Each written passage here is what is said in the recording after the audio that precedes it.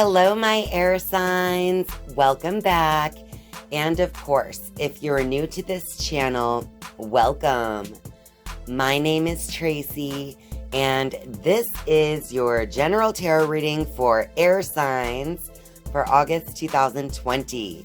So that just means that if your sun, moon, or rising sign is Gemini, Libra, or Aquarius, then this tarot reading is for you.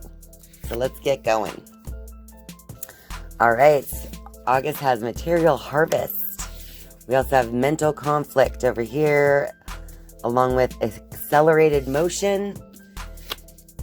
And we have material and spiritual prosperity, as well as emotional withdrawal.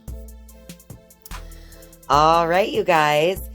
So it looks like for the month of August 2020, you have this material harvest card as your central idea here.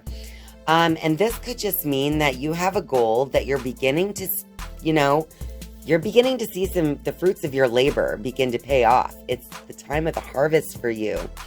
So August could be a very exciting month. Now, leading up to where we are now, we've had mental conflict. When it comes to this goal that you have, but you've overcome that and realized that now you have some accelerated motion going on. So it's almost like once you made it past the initial conflict that you had mentally when it comes to this goal or whatever it is that you are finally getting the reward from. It's like you had this conflict in the beginning, but now you've made it over that hump and you've just had so much more success, and it's happened so much faster than you thought it would. All right, and then over here to the right of our central card, we have material and spiritual prosperity and the emotional withdrawal card. So not only are you seeing results as you reach your goal, or as you're beginning to see this unfold for you, you're not only seeing those results happen on the material level, you are also experiencing a spiritual level of results here. Your prosperity is beyond anything that is just material. It's not financial. It's like you are seeing the results of your work, not only in the world, but also in your spirit. And, it's a good thing. It feels really good. Now, that emotional withdrawal card there on the end, there is a situation in your life that by the end of this month, you're going to feel more withdrawn from. Like maybe you've been emotionally affected by it in the past, but at this point, you're done. You're over it, because it's taken too much of your energy and too much of your time leading up to this point. But this is not a sad card. Emotional withdrawal isn't a bad thing. If you spent enough of your emotions on something, then it is time to just let it go. Emotionally withdraw from this situation. So let's get some clarity with our Rider-Waite cards here. Let me give these a few shuffles for you guys.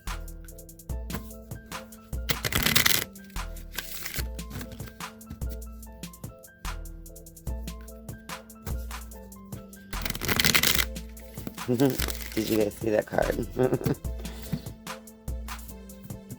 All right, you guys, here we go. We have the 7 of Pentacles, 6 of Cups, Death, and we have the 7 of Swords reversed. All right, you guys. Okay, so the Death card is going to be the one I address first, only because it's the major arcana card that came up in that bunch. But the Death card is representing some type of change in your life that this is referring to, the reading that we're clarifying here. Or it just could mean that change is definitely coming. It's inevitable. So you're on this path for change, whether it's already happened or it's about to. But it's prevalent in your life. So And then, so let's go over here to the Seven of Pentacles reversed.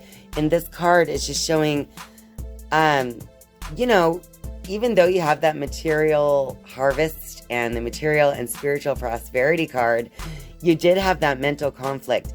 And so that mental conflict could have had to do with just like a lack of patience. You know, whenever you were checking your results and you just weren't seeing them there yet, it was causing a little frustration in some areas.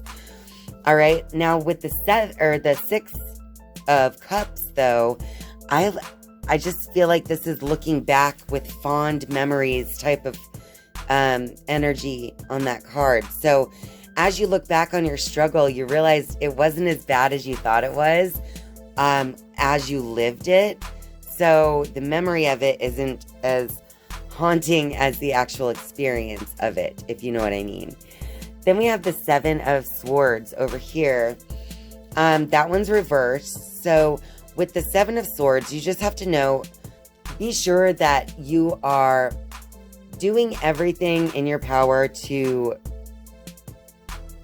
I guess what I want to say is kind of discern in your life who in your life is kind of a sneaky person, someone who you need to look out for because maybe they're stealing your ideas or they're in some way taking energy from you, from your thinking that you don't necessarily want to give to them. So be sure that you're not letting any energy vampires into your life, if you know what I mean. People who take from you but rarely give back in return. Okay? All right, you guys, now let's get the crystal angel advice for you. This is your crystal angel card that will give you some advice to use going forward in the month of August. Also, if you work with crystals, it'll give you a crystal idea, maybe when you want to work with in August as well. Oh, there we go. We got the rubellite. And it says here, passion and purpose. Your enthusiasm gives you energy and motivation to work on a meaningful project that's dear to your heart. All right.